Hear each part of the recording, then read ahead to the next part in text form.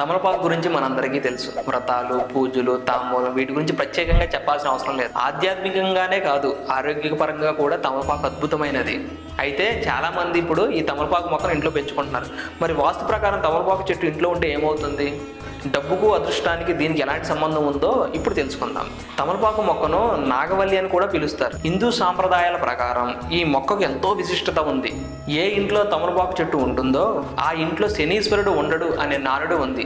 అంతేకాకుండా ఇంట్లో ఆర్థిక కష్టాలు ఉండవని, డబ్బుకు లోటు ఉండదని చెబుతారు. పట్టిందల్లా బంగారం అయ్యేంత అదృష్టం కూడా కలిసి వస్తుందట. తమలపాకు తీగ ఇంట్లో ఉండటం వల్ల సాక్షాత్తు లక్ష్మీదేవి మరియు ఆంజనేయ స్వామి ఇంట్లో ఉన్నట్లేనని నమ్ముతారు. ఈ మొక్క ఏపుగా చక్కగా పెరిగితే ఇంట్లో అప్పుల బాధలు ఉండవని కూడా చెబుతారు.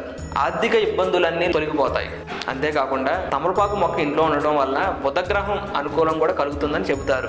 కాబట్టి తమలపాకు మొక్కను ఇంట్లో పెంచుకోవడం వల్ల ఎలాంటి డౌట్